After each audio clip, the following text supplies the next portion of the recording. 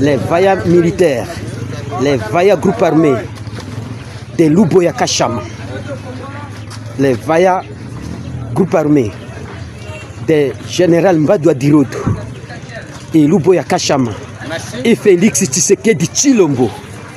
Voilà, ils sont là. Les mobiles. Bonjour, bonjour, bonjour, chers internautes. Bonjour, Congolais, compatriotes Nabiso. Bonjour, Nabino Nyonso, abonné ya Dr News. Esengo po bozalaka. Ebele, boza déjà liboso ya poste téléviseur Nabino parce que boyebi. Molobeli Nabino yeyo, Dr News, communicateur de l'unité nationale. Toye lisusu ko partager ensemble na peuple congolais. L'actualité politique de la République démocratique du Congo ndenge tolobaka bandeko ba congolais ya solo okoki kolekisa mokolo te sans koluka koyeba situation ya mboka na yo pays elalaki ndenge nini pays elamuki ndenge nini. Qu'est-ce qui se passe na est de la République, situation ya doa mayenini mazali koleka. En tout cas eza motuya na bakongomani ya koluka koyeba mayenyoso mazali koleka na mboka na biso. Tozwami na esengo koya kosulula na bino bakongolais partout oyo zali ko se retrouver. En tout cas c'est avec plaisir ya koya ko décrypter ensemble na bakongolais de père, bakongolais de mère, les actualités politiques à la République démocratique du Congo, l'encerclement bandeko bakongolais de Kachamanta. L'encerclement de Kachamanta. Pourquoi Bokoye Bango na émission Oyo, l'opération récupération a été lancée. Pourquoi Bokoye Bango na émission ya Mokolo Lelo. Émir William Yakotumba met en garde la Senko en général et en particulier Frigolin Ambongo. Pourquoi Bokoye Bango et l'opération il y a récupération, il y a Goma na Bukavu eza lancé l'Obipen de Konangai IM23, ils ont été sérieusement frappés. Bokoye Bango na kati ya émission Oyo. De l'autre côté, Nations Unies abimisi encore par rapport il y a pourquoi James Kabaré a été sanctionné et d'autres officiers Bokoye Bango et Peter Christian Chiwewe vient d'avouer, a avoué nini, vient de confesser, a confessé nini. Bokoye Bango na émission na biso ya tongo na lelo. Voilà pourquoi to pesibino quand même sommaire ya mai auto ko solo la ensemble nabino congolais de père et de mère nabino internaute compatriotes nabiso nyonso congolais bisika nyonso bozwami makambo solo nabino yango wana bo aimer et vidéo bo commenter bo partager les liens. Aimez la vidéo, bo commenter, bo partager balien. En tout cas c'est votre humble serviteur toujours solo là na lombango bandeko ya yambo ya kobanda. Nous vous informons d'abord lobby M. Frigolin Ambongo, l'ennemi de la paix en République démocratique du Congo, a kotisaki lettre, introduisaki lettre na Vatican. Il est contre les accords de paix entre la République démocratique du Congo et le Rwanda. Il est contre la médiation des États-Unis. Pour Nanine, bandeko ba congolais.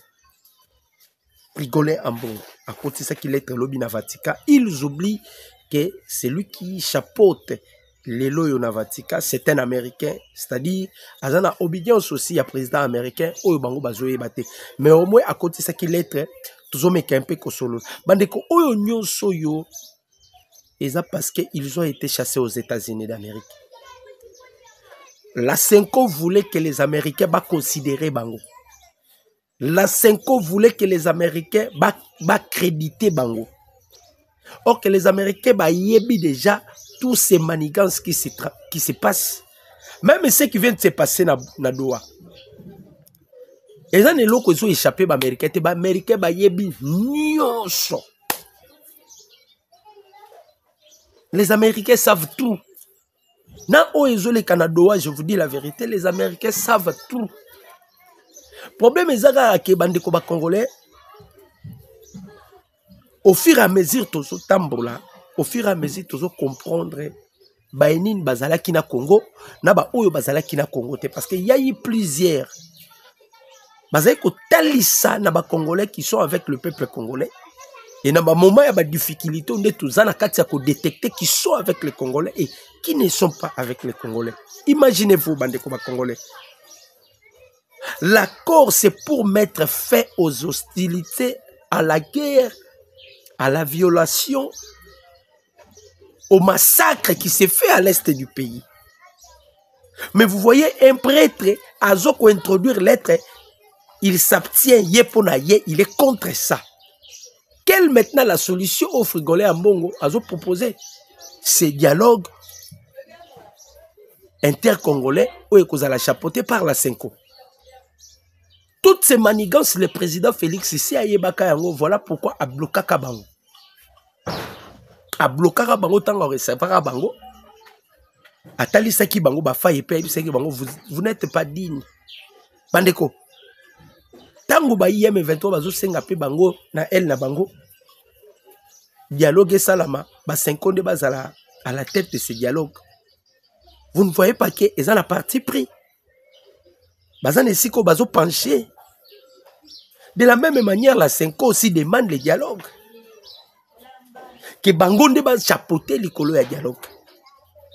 C'est de la même manière bozo mona ba IM23 bandai ko senga.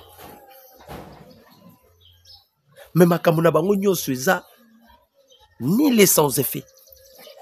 Parce que na doa bazongi si bango na eloko moko kazi moko si la résolution 2773. Bokoyo ka déclaration ya nanga. Makamuni ni balobi. Parce que ils pensaient que le président d'ailleurs natanga yango. Aimez la vidéo, commentez, partagez les liens. Nalobi bien aimez la vidéo, commentez, partagez les liens. Parce que bango bakanisa ki bako manipuler boka makambo nanga zoloba wana ezali source sûre bimisi bango na réunion bango bazala ki kuna te ils avaient envoyé toute une délégation bango batikala kiawa mais partant de ce qui vient de se passer na Doha na source na bango bazoloba boyi babi Félix Tshisekedi ne reculera plus. Il est déterminé à en finir avec nous. Il refuse tout ce qu'on lui demande à Doha. Nous, les M23, nous avons accepté certaines conditions, mais lui, il reste catégorique. Oyo ba M23 de bazoloba. Balbis bisonyo so ba ebisi biso tout ça là tout sali. Mais Tshisekedi, il est resté catégorique, déterminé, aligné koutouté. Tant que le dialogue, Tshisekedi a refusé. Tshisekedi a yatika kana résolution 2773. Koyo avantage ezanini. Cette loi a été votée dans le Conseil de sécurité des Nations Unies. C'est-à-dire et puis ça biso privilège. Le président Félix a lissu ne lo kwa kolobate la résolution 2773. Ndeba nanga ba koti réunion lobby. Ba lobby qu'est-ce qu'on doit faire parce que nous sommes bloqués? Avancement toujours avancé te moyen pe akobima ezate boyoka bandeko boyoka le pire arrive boyoka ba côté réunion balobi nous sommes incapables yakobima nous sommes incapables yako avancer na Doha o ezalaki dernier espoir na biso Tshisekedi resté catégorique na ba demande na biso nyonso aboyi. Mais au moins, biso to s'incliner na ba demande na yi. Mais yé nyonso a ba proposition na biso a boui. Qu'est-ce qui se passe? Bazo bosana. Que dernière réunion président Félix Akotakina, monsieur Eric Prince, Bobenga Kiango, la réunion ultra stratégique. La décision est prise sur l'élimination. Donc, on doit anéantir le M23. Le M23 n'existera pas. On doit effacer le M23. Parce que la proposition de Bango Dio Sobaye, président Tshisekedi Aboy, et ndenge batika tsuko na réunion bakoti babimisi compromis parce qu'ils sont maintenant en débandade. Mutna muta komi koluka a traité makambo na ye na ndenge na ye. Mutna muta akomi koluka a salela makambo na ye en aparté na ndenge na ye. En aparté. Mutuna mutu na komi koluka a salela makambo na ye na ndenge na ye. Parce que aye ko se rendre compte que Tshisekedi est resté catégorique. Et ça biloko bomoni même l'église catholique la Senko. Bazana na haine contre le président Tshisekedi. C'est comme s'il y a un esprit ayé dans un autre corps. Et là, le président Tshisekedi, Mokonzambo Kaza dete balobi bien. Balobi, Tshisekedi ne reculera pas. Il est déterminé à en finir avec nous. Il refuse tout ce qu'on lui demande à Doha. Nous, les M23, nous avons accepté certaines conditions. Mais lui reste catégorique. Aboinaï. Aboinaï, Aboinaï. Le chef de l'État a refusé catégoriquement. Aboinaï. Baleko. Aimez la vidéo, commentez, partagez les gars. Bananga baleli. Tu sais que lobby plus question. Toloba Kinabino, on cherchait l'homme à la tête de ce pays. On cherchait l'homme et voici l'homme. Cette fois-ci, nous avons eu un homme à la tête de ce pays. Il est le seul qui fait face avec les impérialistes, la communauté internationale. Il a renversé les systèmes, il y a néocolonialisme. Il a effacé, a changé, a bongolisi mindele pensée, a bongolisi bango parce que mindele bazala qui n'a pensé, il y a balkanisation. C'est ce qu'il y a bongolisi bango pensée wana et pensée wana longo ezali sous-souté. On ne pense plus maintenant sur la balkanisation. Vous blaguez avec le commandant suprême. Le président Tshisekedi, un dieu est mort. Tout est changé. A bouleversé ma calcul news. Est-ce que les M23 lobby na réunion na bango bakoti bango? Qu'est-ce qu'on doit faire? Qu'est-ce qu'on doit faire? Parce que d'abord, na mulumba, on doit y en parler. Ndenge bazala qui frappait. Parce que lobby to bomi bango som. On a utilisé des drones. Na Robert Ali Solo. Na réunion bakoti, baza incapable ya ko avancer, baza incapable ya ko reculer maintenant. Qu'est-ce qu'ils vont faire? Ou Tshisekedi aussi est déterminé d'effacer les M23. Bande ko tolala ki kaka. Ndenge to ebisaka bino, to aka ko ebisa bino ndenge tolali pe ndenge tolamuki. Tolamuki kaka. Information côté. Près de 20 jeeps et des camions remplis de militaires, environ 200 éléments de la garde républicaine viennent d'investir la ferme Kashamanta appartenait à l'ex-président Joseph Kabila.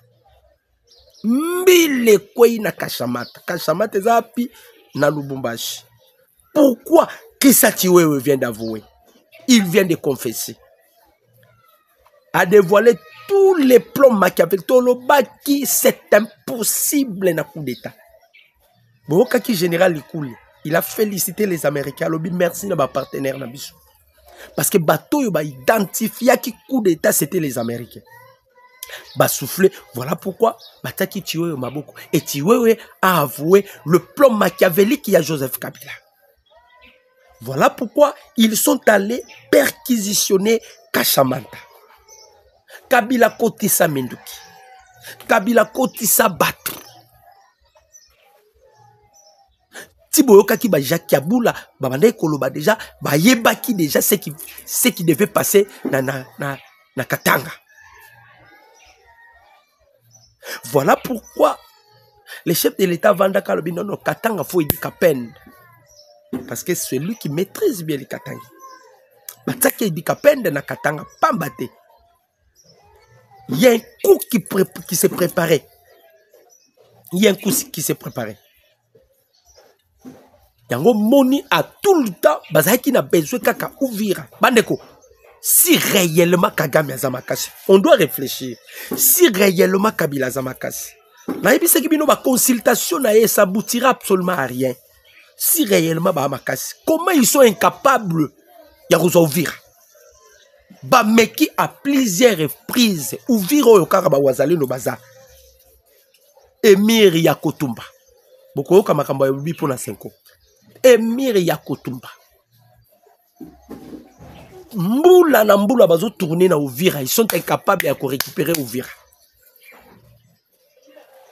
Incapables. Et par là, vous allez directement comprendre Goma, Bukavu, même Bapite, ils étaient des complices. Il y avait des officiers complices. Hors de bandé ko utaka likolo, mal donné. Au repli stratégique. Au repli stratégique. Au repli stratégique. Bangonde, bazaki na bloko nyos. Bango. Zaki muke ka repli stratégique. Muke ka repli stratégique. Bazaki na ba maniganso bango ba salaki. Sikoyo ti bande koluka Uvira. Fizi Kalemi, c'était qu'on visait Katanga par rapport il y a disposition au Kabila si à côté ça la Kachamata. Il y a bateau au Kabila à côté ça la Kachamata. Donc on va récupérer Chiwewe. Chiwewe avoué à Pessi plomb. Oh Elingaki et ça la Kachamata. Voilà pourquoi il y a eu perquisition na Kachamata. Pas d'entrée, pas de sortie. Bah, bloquer tout le monde. Ils ont récupéré des armes. Ils ont récupéré une fois de plus. Na batu na kati ya Kachamata. Oh Kabila, azalaki kobongisa par tous les moyens, azonga au pouvoir. Surtout que bah officier bah prometta ki ba lobi tokope sa yo la tête ya Tshisekedi. Ne t'en faites pas. Heureusement toi Tshisekedi. Il était sûr. Il était sûr que à rejoindre toi Tshisekedi. Parce que bah promettait qui est et pas y a pas officier. Maintenant quand les États-Unis bah pessi directement bah révéler les coups d'État qui se préparaient contre le président Tshisekedi. Dès que bah qui officier bah qui tué parce que en justice il y a aussi la coopération. Ceux qui ont avoué bah grâce à rappel à moi bah l'olenge mon robot. Le fait que Christian Tchoué a lobby a bimisi makambo nyonso na coup d'état wana même frigolé en bon azalaki na réunion na vidéoconférence azalaki na mbongo yango bomoni ya kotumba a mettre bango en garde alobi 5 na bazone oyo ba wazalendo baza banyata lisusu te ya kotumba lobi na bango 5 na bazone oyo ba wazalendo baza boya te soki boye bobima vivante. Ça c'est Emir Yakotumba. Alors bi blaguer na ba blague au bozo sala libanda. Mais là où il y a des wazalendo partout où les wazalendo se retrouvent. Si vous osez carrière na binoko sila. Bobi ke bazoka likanisa ko ya koluka wazalendo. Ba mope ya 5 ans. Okola Kabila zalaki la difficulté qu'on a contact avec le wazalendo, la corruption. Kabila Zouaki ba moupe apesa ki bango mbongo. Apesi ba moupe mbongo po ba moupe ba memela ba wazalendo. Tangu Yakotumba ayoka kiango na musika bakoma akutute. Yakotumba lobi bomeka konyata kutu makolo na binote. On n'a plus besoin de vous. On n'a plus besoin de vous. Konyata makolo te. Toi ta na posa na binote bonyata makolo. Bayate na musika kaka Yakotumba kebisa bango déjà. Bonyata makolo te parce qu'ils avaient déjà de l'argent et ils voulaient venir corrompre les wazalendo au profit à Joseph Kabila. Donc ba plan nyonso bazo sala ezo za la kaka exposer libanda. Botala mbongo komiti na niveau a kokoti sa lettre. Azo désister contre l'accord de paix entre les États-Unis, pardon, la République démocratique du Congo et le Rwanda. Batuni solution une solution à dialogue. Oh, bandeko ba congolais.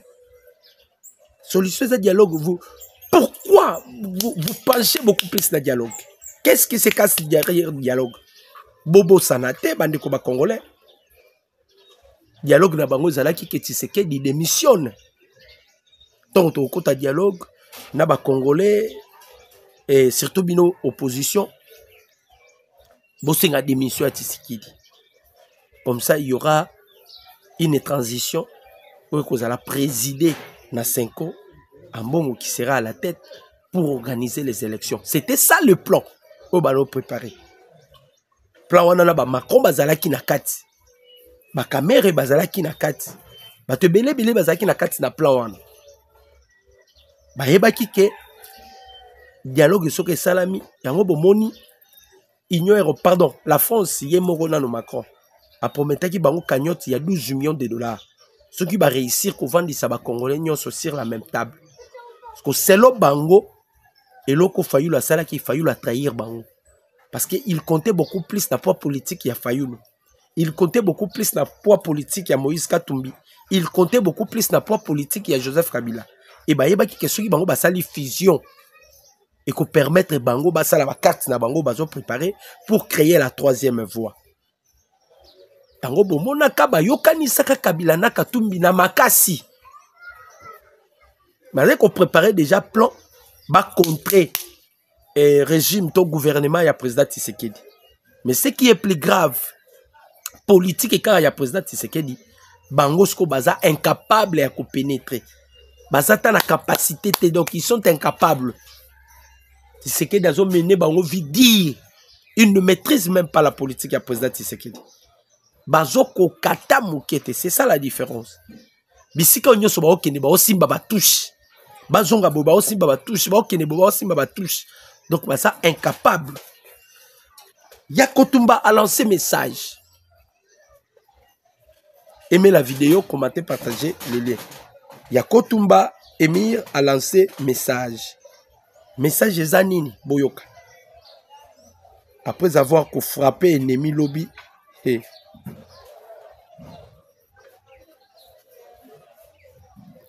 après qu'on frappé Bango, Boyoka message Yaya Kotumba. Kotumba a décidé donc ma blague est allée sous-souter.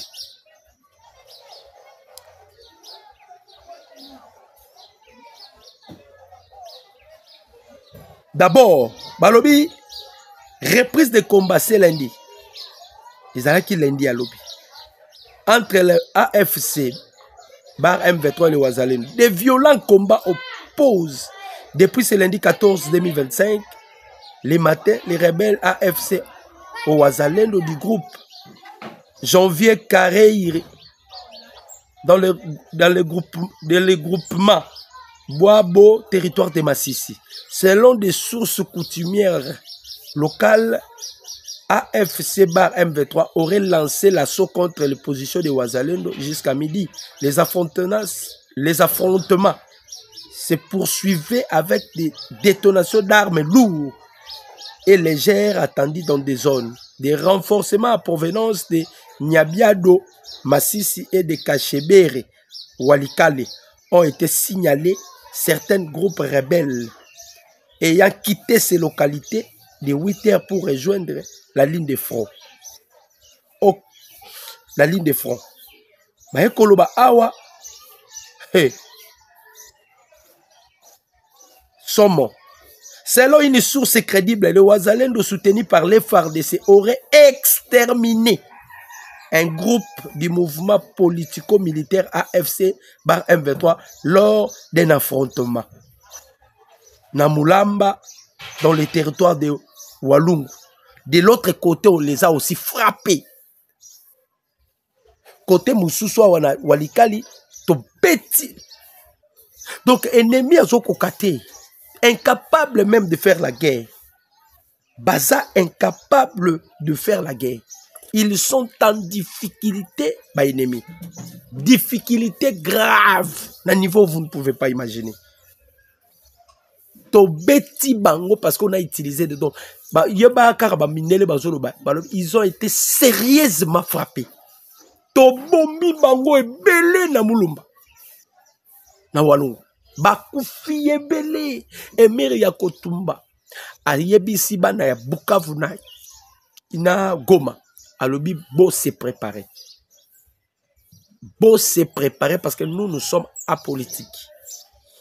Et nous sommes appuyés, couverts par l'article 63 de la Constitution. Donc, beau se préparer. Là, nous allons libérer. Déjà, bananga bakotaki réunion boyoki de nanga zolela. Nanga leli a lobi ke Tshisekedi est catégorique. Tshisekedi ne veut pas céder.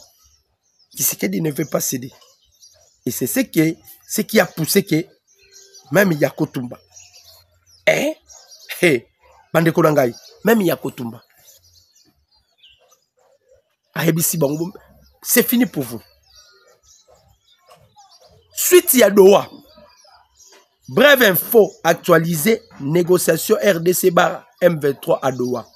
Monsieur Massad Bolos, délégué du président des États-Unis d'Amérique Donald Trump, met fin aux revendications hors conteste du M23.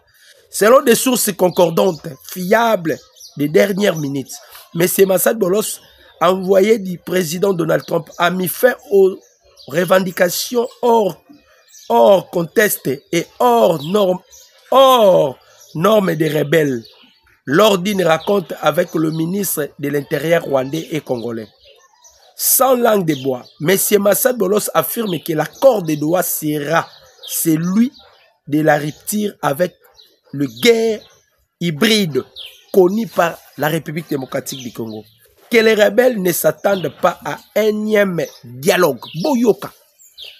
Balobi makambu ya Doha eza makambu. Donc de bakutani na Doha, selon Massad Bolos, c'est déjà un dialogue. Alobi boy.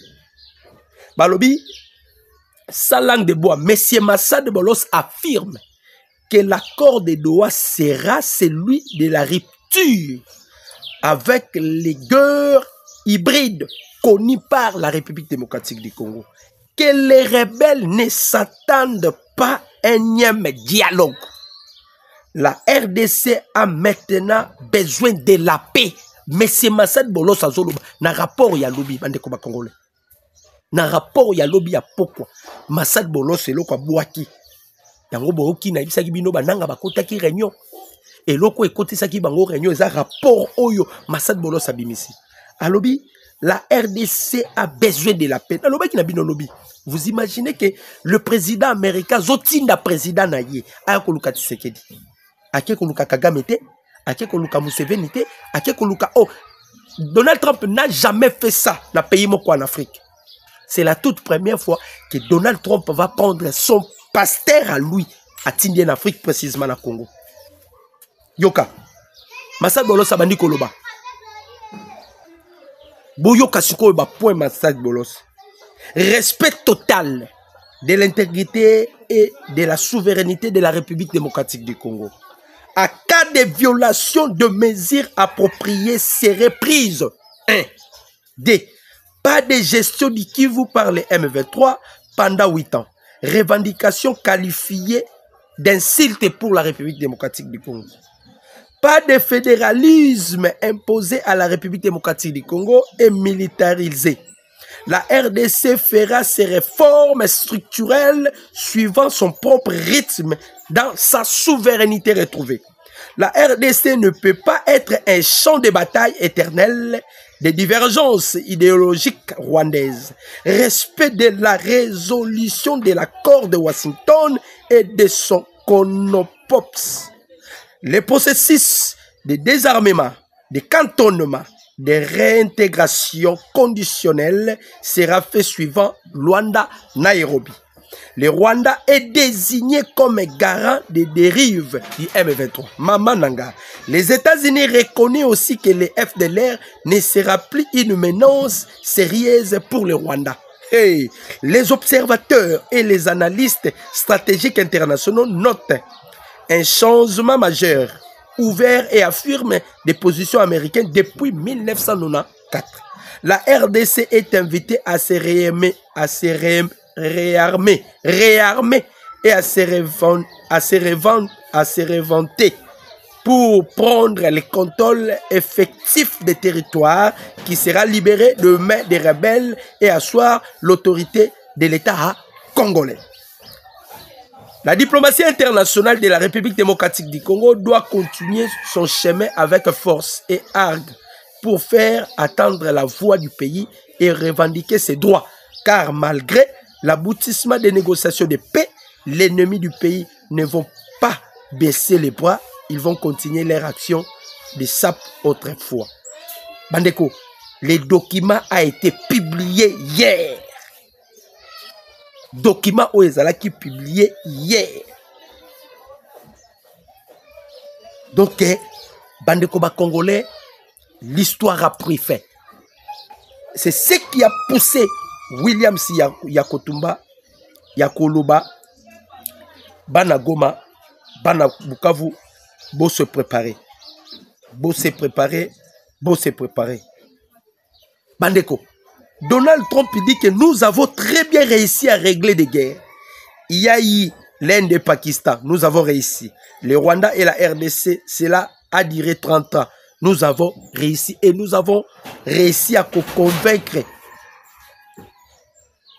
deux pays au Canada sur la même table et dialoguer. Donald Trump avait déjà dit, pour le président Tshisekedi, c'est grâce au président américain que les drames qu'il considère comme génocide en République démocratique du Congo va prendre fin. Wanape Mukonzambo Kalobi na tournaï. Alobi grâce au président américain. Donc Bandeko, hey, c'est fini.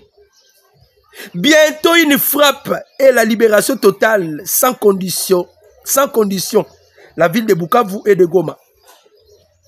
Le matériel déjà disponible et l'arme sophistiquée, des drones, des avions de chasse, des matériels très dangereux et de la dernière génération.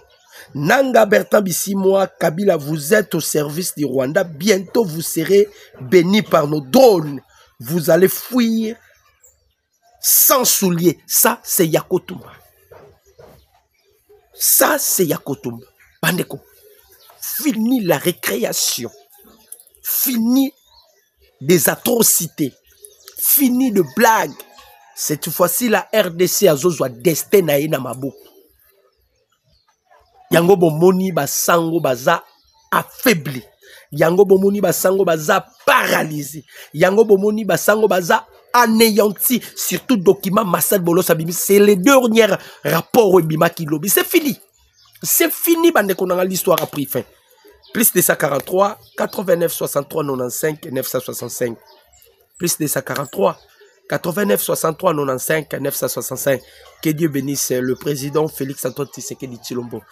Que Dieu vous bénisse, chers internautes, Congolais de père et de mère. Que Dieu bénisse les Ouazalendo qui sont dans des lignes de front. Que Dieu bénisse encore une fois de plus le FARDC Zamba Pambola Binonyonso. Merci.